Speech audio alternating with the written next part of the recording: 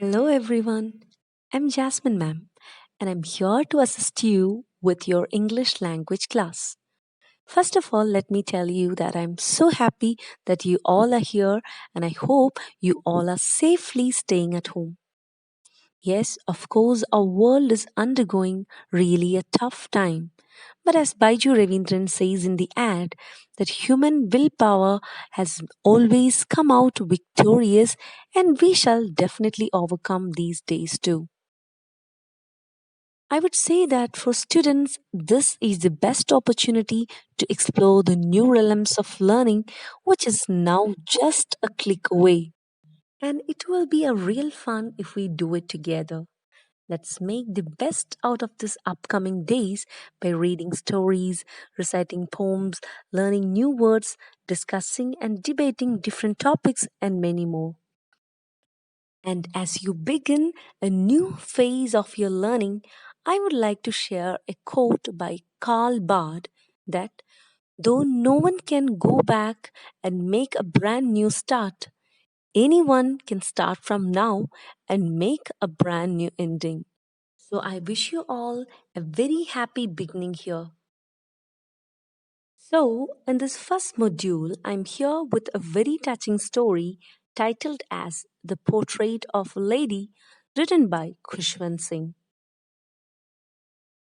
But before we begin, let me ask you all, don't we have a special bondage with our grandparents?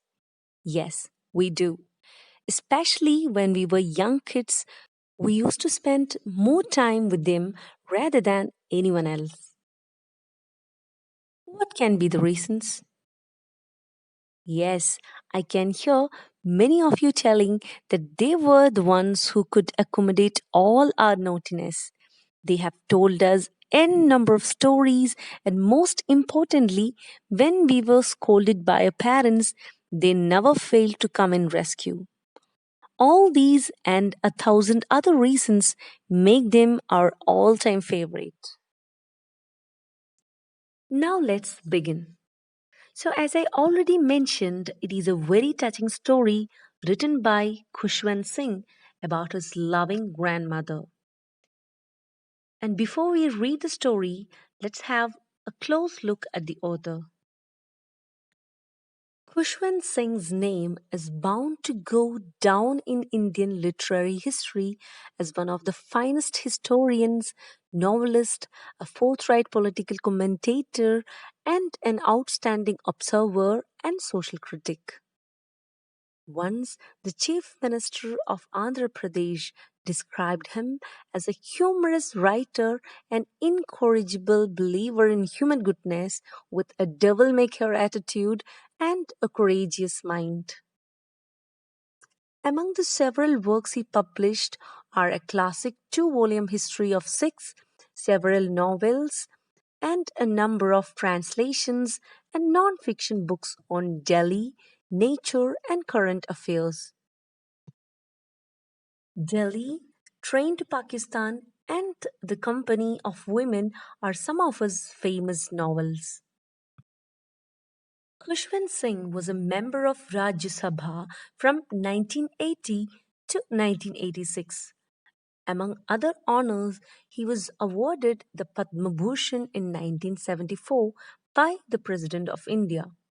Later, he returned the decoration in 1984 in protest against the Union government's siege of the Golden Temple in Amritsar. This particular story, The Portrait of a Lady, is the true story of the author. He describes his relationship with his grandmother over the years. He pens down her daily activities and how she evolved as a character as time passed by. He explains her appearance, which helps create an image in the reader's mind. Now let's read the story. As you read the first paragraph, you can see how the author talks about his grandmother.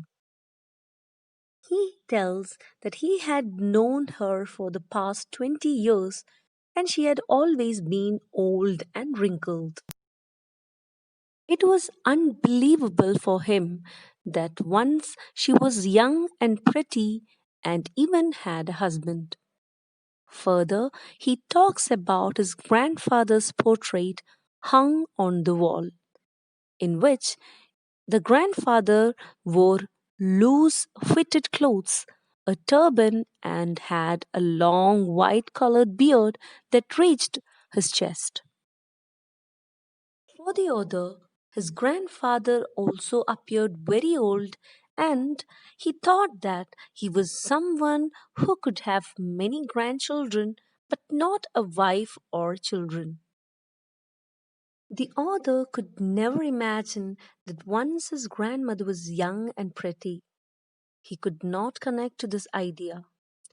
She used to tell him and his cousins about her childhood memories, like the games she used to play as a child. And the author found these stories illogical and disrespectful because it was beyond his imagination to think that grandmother was once a child and played such games. For the author, his grandmother's life story seemed like one of the moral stories which she used to tell them.